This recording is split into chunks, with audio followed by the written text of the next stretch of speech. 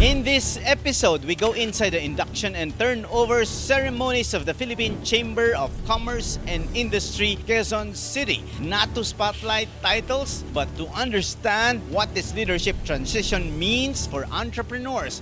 If they have the heart and the will to go bigger, I think the best way is to join PCCI-QC. It's a very good ecosystem ng creative industry that we envision to put up. Being future ready is being able to be agile, anticipating disruption, anticipating change. As a voice of business, we advocate for policies, programs, and projects that will help in the development and growth of these MSMEs. We are now open for business.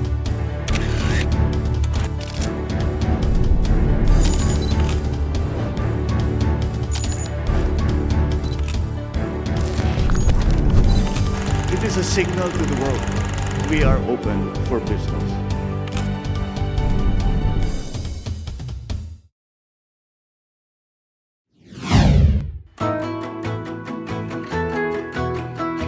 Leadership changes aren't just ceremonial. They shape how businesses survive, adapt, and grow. In this episode, we go inside the induction and turnover ceremonies of the Philippine Chamber of Commerce and Industry, Quezon City. Not to spotlight titles, but to understand what this leadership transition means for entrepreneurs, workers, and consumers as we face an economically challenging 2026. This is where business direction quietly begins. My journey to this role has been shaped, as I said, by opportunities and trust extended to me within and beyond the chamber. And for this, I am profoundly grateful. Leading the Quezon City Chamber, an institution with a remarkable legacy and reputation, is both an honor and a responsibility that can honestly feel daunting. Diba? And such big shoes to fill. Someone recently asked me, what does it take to be president of PCCI-QC? To which I quickly and simply responded, lakas ng loob. Kailangan lakasan mo yung loob mo. Lakas ng loob para mag-step forward.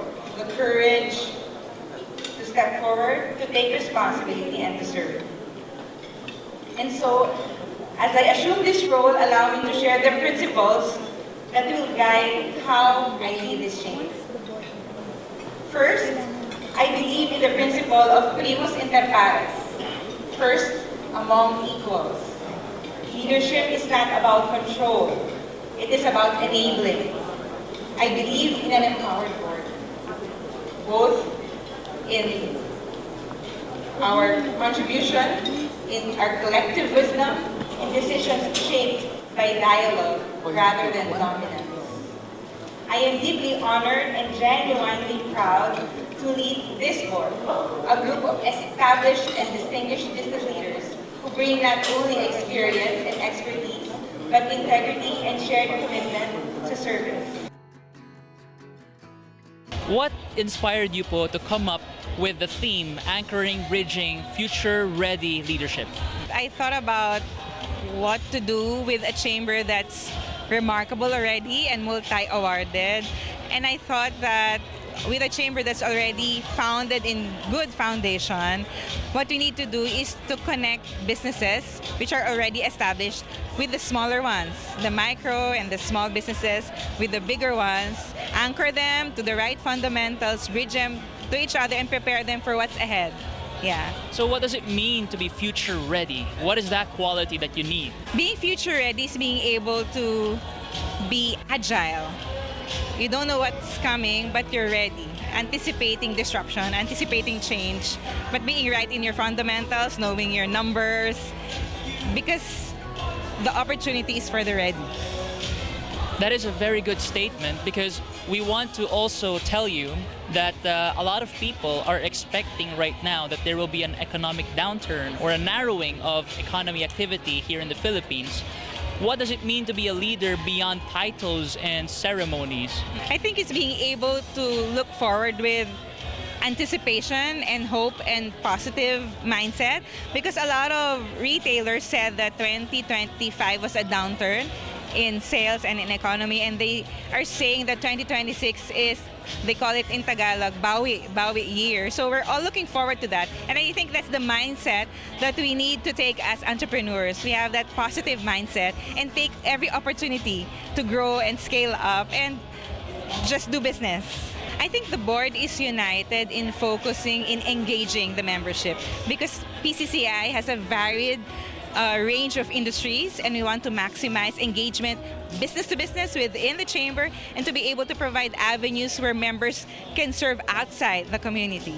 So both inward engagement and outward engagement. Some small businesses and MSMEs are unsure about joining the chamber. They think that it's too exclusive, that it's too much, but really, can you enlighten us what it is about?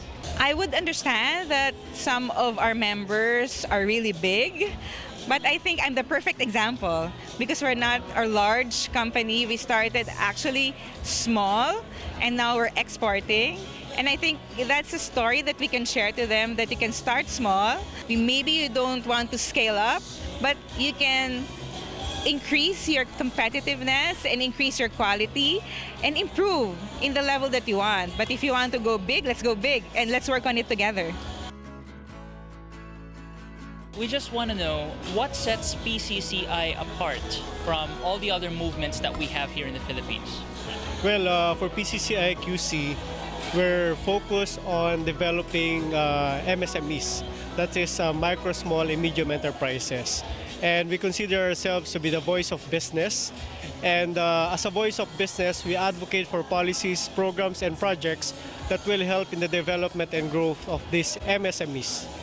Then what is the qualification for wanting to join here? Is this something that they need to achieve? To be a member, you just need to submit your documentations. That means you have a business registration, you have a business permit, and the kind of membership that will be given to you will depend on your location. So if you're located in Quezon City, you'll be a regular member. If you're outside QC, you'll be an affiliate member. So as long as you do good business, and regardless of your size, whether you are micro up to large, then you are welcome to join PCCI-QC. Is there a specific advocacy that you were able to establish from last year and carry it through with the new members? Apart from MSME development, we always advocate for sustainable development, specifically the circularity. And that is something that we want to continue. And as mentioned earlier by Mayor Joy Belmonte, we need to achieve zero waste. And we have to learn how to reuse, to recycle, and to make new things out of the things that we have right now.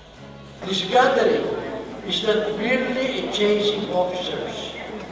It is a reaffirmation of continuity, responsibility, and leadership, values PCCI Quezon City has consistently upheld. Your chamber earned its reputation as one of the most respected local chambers in the country, not by chance, but to sustain service, discipline, and commitment to the business community.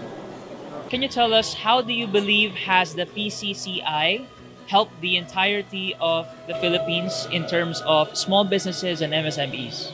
Well, you know, PCCI is all over the country, 140 chambers. It's the most widespread chamber. And all our chambers, especially the regional, they are represented in the regional councils.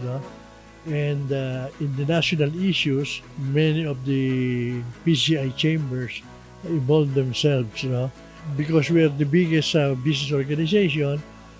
Normally, the government consult us, and so we push especially SMEs, especially now we are doing the Magna Carta again.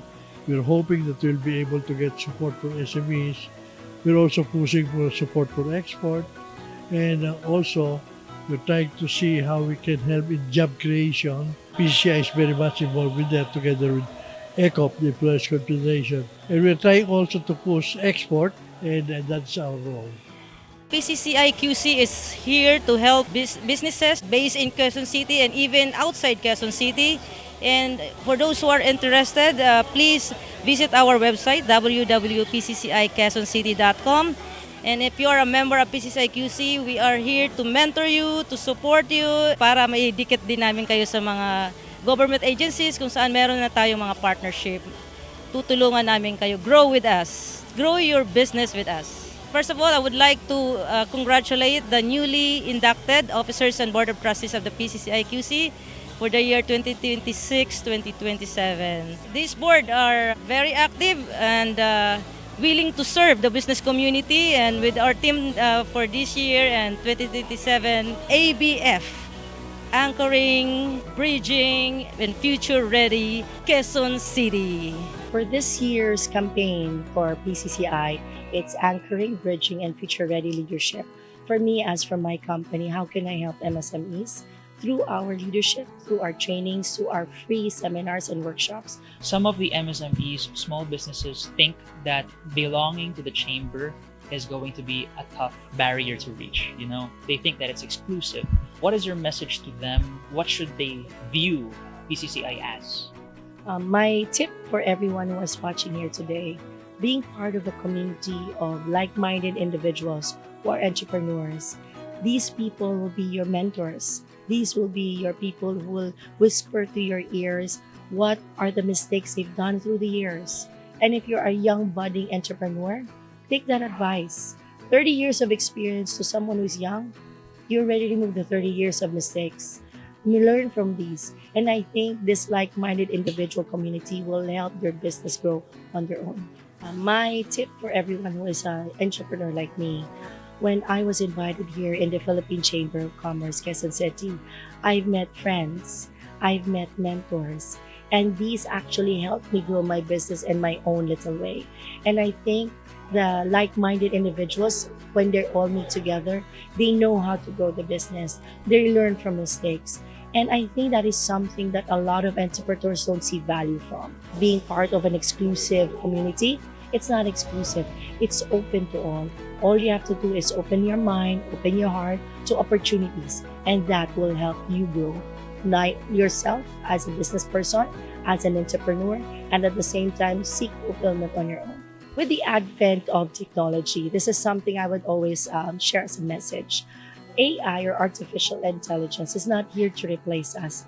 It's here to enable us, make us learn more. It's like when before we were typewriters. Now we are in computers. Now we are all now in the technology phase. I think all we need to do is address this knowledge base, get to know more about it. What the things that we don't know, what the things that we lack, the knowledge that we lack, feed ourselves with all of these things.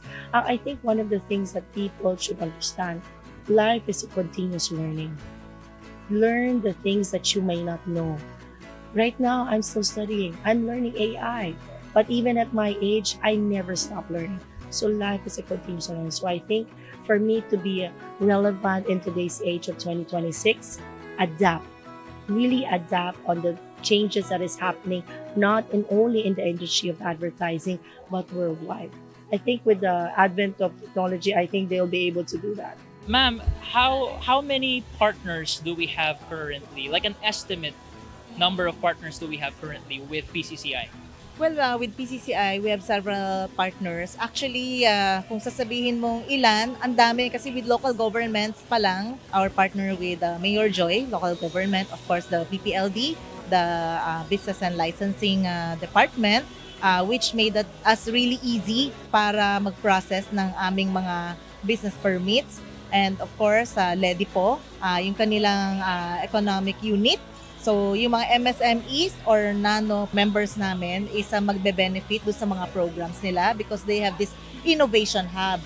So, magbe-benefit din kami. And then, of course, partnership with the tourism, Quezon City Tourism, and then several then. Now, partnership naman externally, it's a partnership with different associations or organizations. It's a partnership with PMA, Philippine Marketing Association. So we have mga collaborations, kung ano man yung mga programs nila, we can join. And yung programs din na men, they can join as well. with Alafop. They are the group of artisans producers of the Philippines, mostly located in south areas. And of course, we have a partnership with PAIBA. It's a Philippine AI Business Association. So right now, yan yung kailangan natin, mga AI tools. So I hope yung mga members natin with PCCI Quezon City, and you are all welcome to join us, is magbe-benefit through this all learning sessions. And another one pala, we have a very, very strong partnership with DTI and DOST. With DTI, we have so many learning sessions. And with DOST naman, assistance from DOST. Like for us, we are building our commissary. So nandyan si DOST for our plant layout. Lahat, lean management, everything, GMP, food safety, lahat ng mga program na yon, they can extend it to us.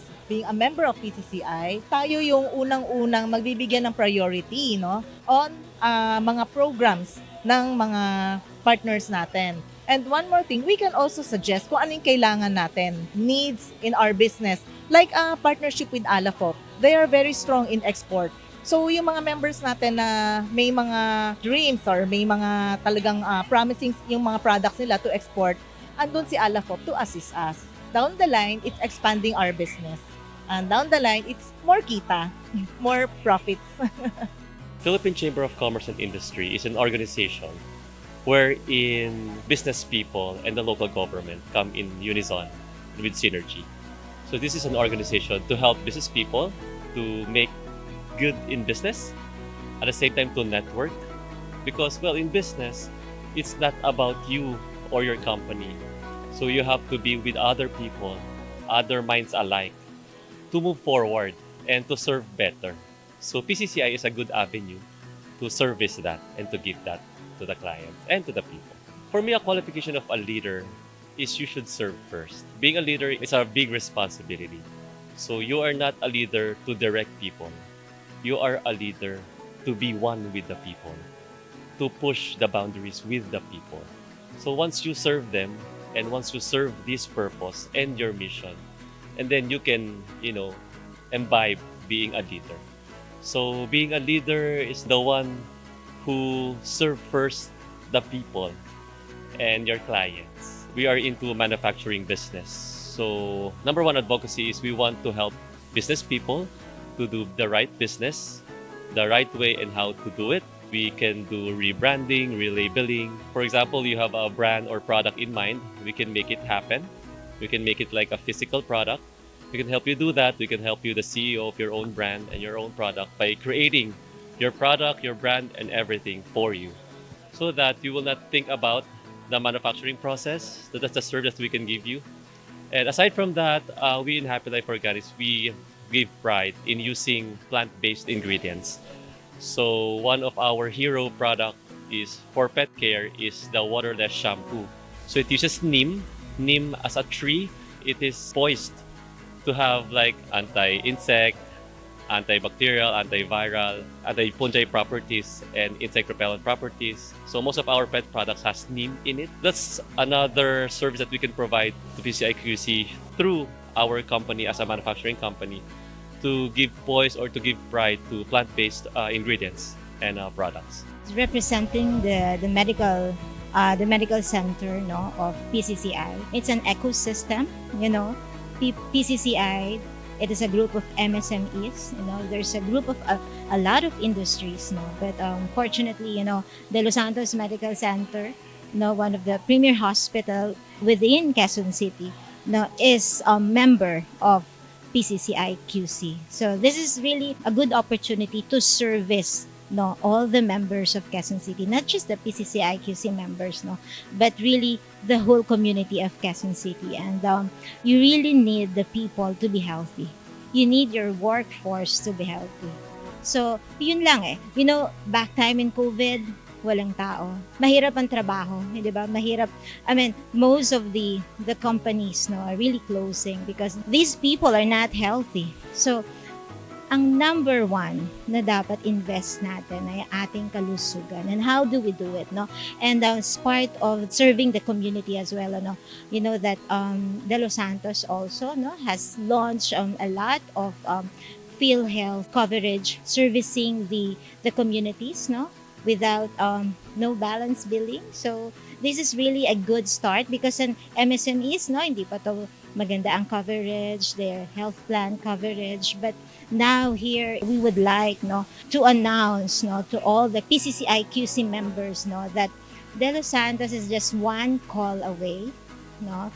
De Los Santos Medical Center, a global standards with a personal touch. Because here in De Los Santos, kalinga ka rito. Yan ang gusto natin, no, na ipaliwanag, no, sa mamamayan ng Quezon City. PCCI Quezon City is really a good organization. You get to collaborate, you get to communicate, no, you get to showcase what you have. This is not about, showcasing just alone, no, your businesses, no, but most importantly, how are you going to service this community, Quezon City? If you want to love your country, you start with your small community, and this is not just a small, no, a larger community is Quezon City, and you really have to believe that Quezon City will grow. So, ang Metro Manila malaki, hindi ba? So, Quezon City ang pinakamalaki doon. When you grow this community, this Quezon City, malaking bagay na to para tulungan natin ang ating bansa. No? So, we encourage, no, a lot of businesses join us here in PCCI Quezon City kasi hindi lang to makakatulong para sa inyong businesses but also serving the whole industry of Quezon City.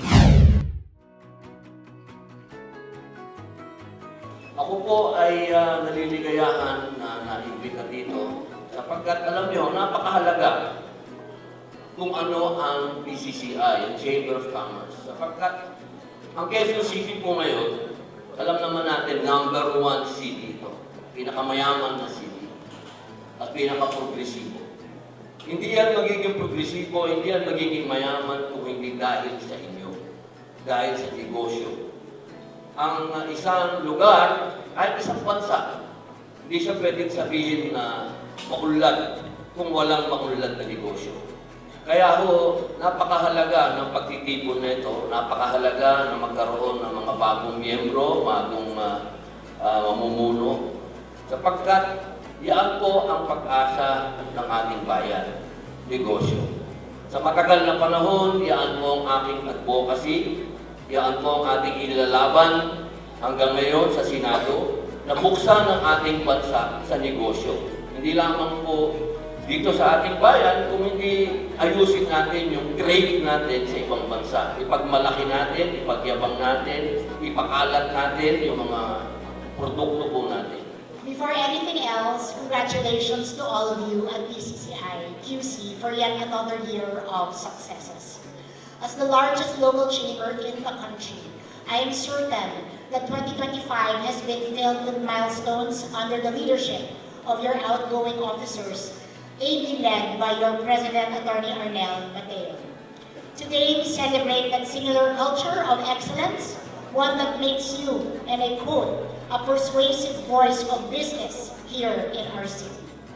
As you welcome new leadership under your incoming President, Ms. Anne Francisco, we only have the highest expectations. Dahil pa sa sinabing PCCI-QC, alam na the best yan. Well, here in Quezon City, we already have established a lot of close ties with our various stakeholders, among them the PCCI. So, together with the private sector, we are able to help all the local businesses lift themselves up. And the PCCI is a big help towards giving mentorship, advice, and other forms of service to the micro-entrepreneurs. So we do that, that's one. The second is improving on our digitalization. So here we are among the most digitalized cities in the country, and therefore the ease of doing business is very good, and therefore we can also reassure business owners that there is very little, if any, corruption, because there is very little, if any, face-to-face interaction, because everything is now online. And I think that for businesses that want to invest in our country, especially from overseas, it is very important for them to know that the city that they're investing in has a government that truly looks after their investors, looks after the needs of the people, does not take the money that should go towards the development of that particular city. So, in other words, good governance goes a long way in terms of reputation. And I try to spread that good governance by meeting constantly with the ambassadors that are representing these various countries. So in fact, I have another meeting with another ambassador today, and through them, they are the bridge through whom we can impart the news that in Quezon City, it is easy to do business. It is an honest and trustworthy government.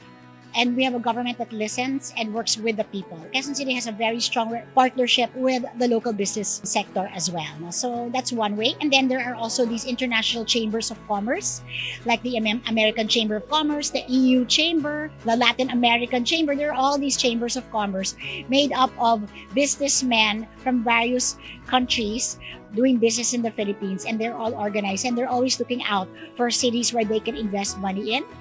So we also work with them. And lastly, we have sister cities, and we have caravans organized. So sometimes we go to these various sister cities, or sometimes not even a sister city, but a country or a city that's interested in doing business with us. We are able to do caravans or join national organized caravans in order to impart to them that Quezon City is open for business, especially from overseas.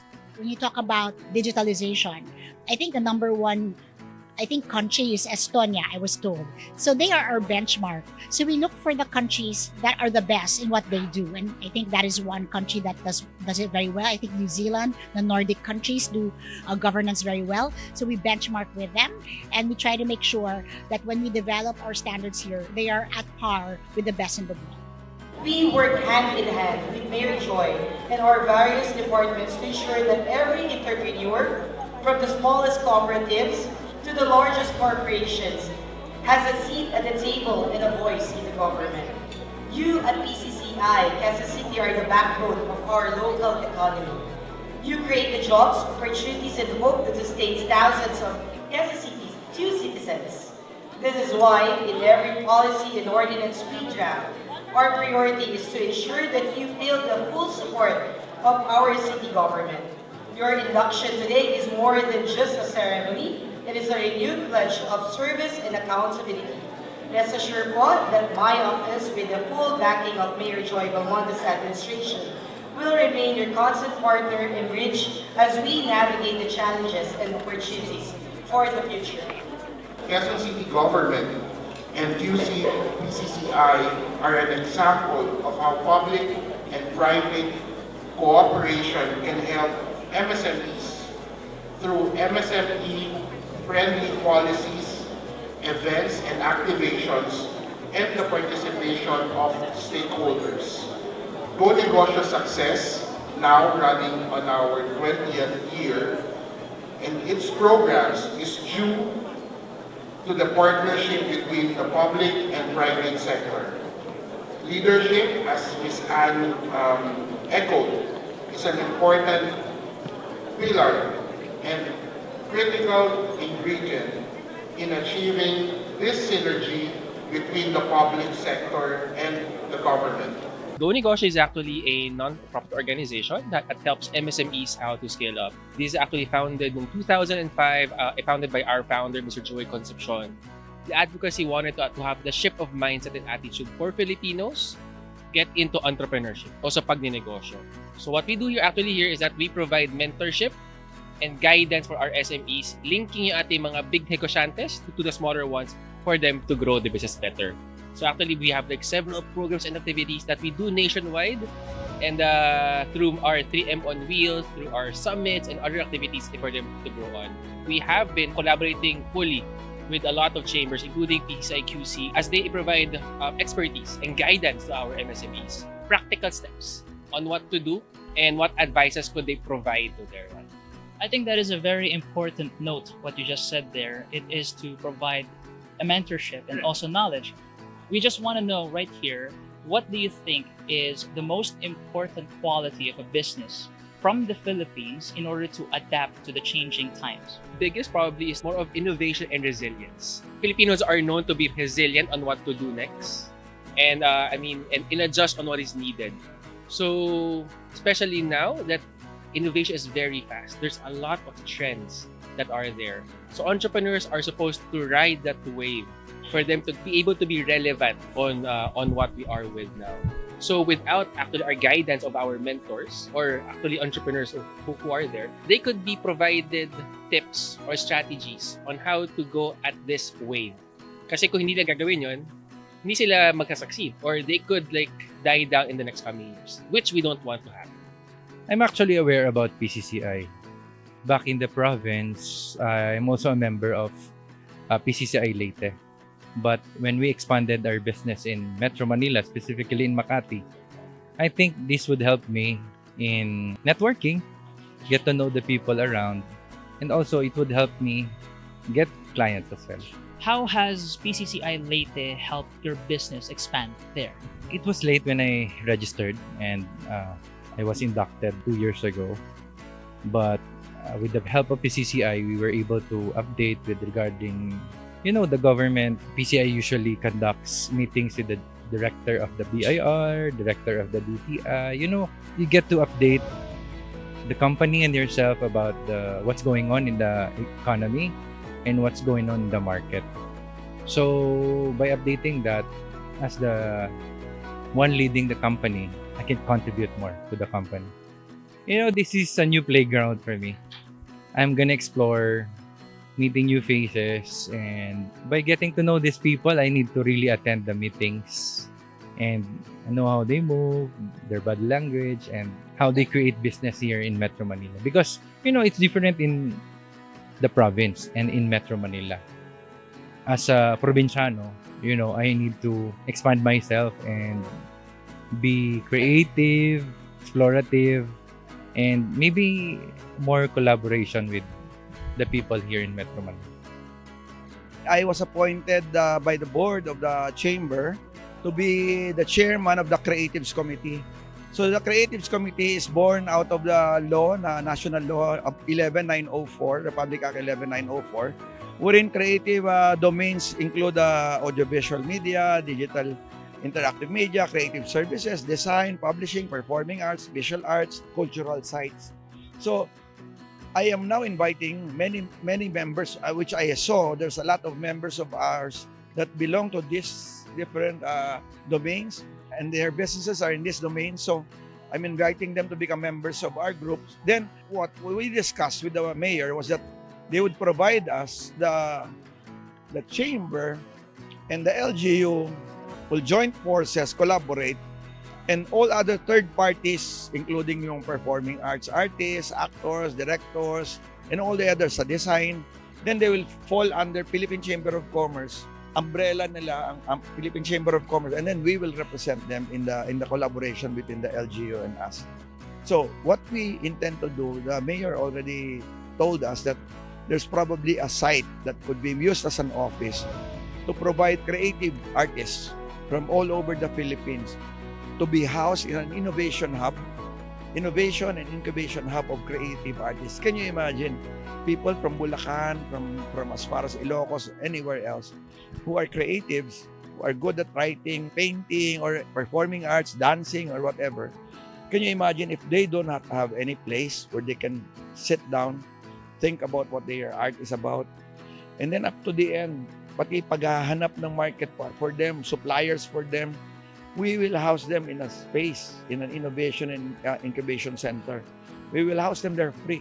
Tutulungan sila ng mga businessmen like the chamber, from the chamber. Tulungan sila how to proceed.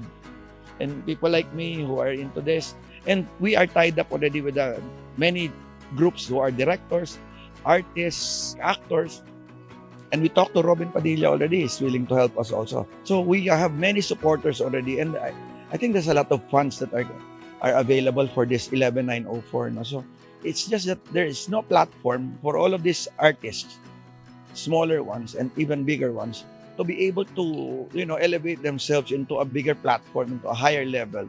So Quezon City is very helpful on this.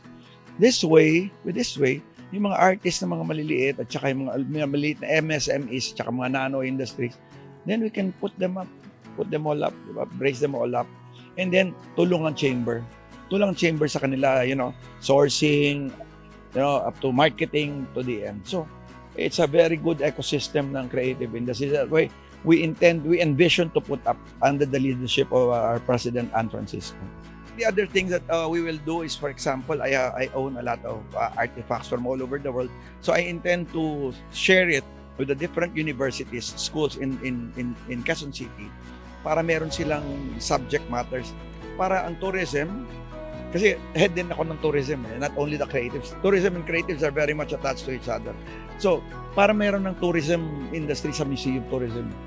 So that's one thing. The other thing is that yung mga schools, tuturuan ng mga group of directors, artists, tuturuan kung paano umarte, using the phone, paano gumawa ng film. Free yun akong mag-sponsor ng Artist Entertainment, mag-sponsor ng.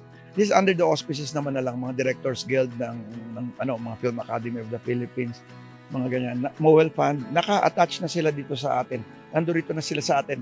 Kailangan ko lang impetus pag nag-tie up na kami ng LGU kasi next thing that will happen is I will present to the LGU and if they accept it, hopefully bigyan tayo ng space, bigyan tayo ng budget, or even if walang budget, may national government naman like NCCA, maraming sources. And then of course we will ask for sponsorship with the bigger companies na because art is a very universal thing.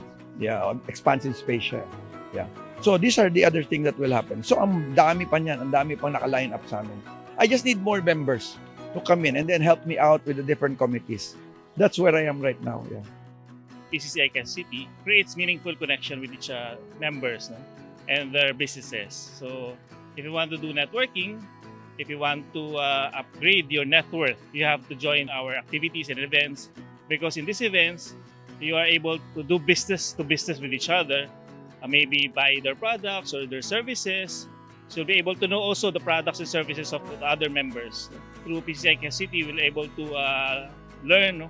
With our learning session, connection with the government agencies, especially DTI, DUST, and through this, we will be able to, especially like my company, Casa Arquitecto Incorporated, we have a setup for DUST, for grant a setup for DUST. So we're able to upgrade our manufacturing facility for furnitures. And although we practice architecture as a main business, we have a manufacturing facility also for furnitures. And through PCCI-QC City, we're able to know these programs of the government. And we want also our members to know these programs.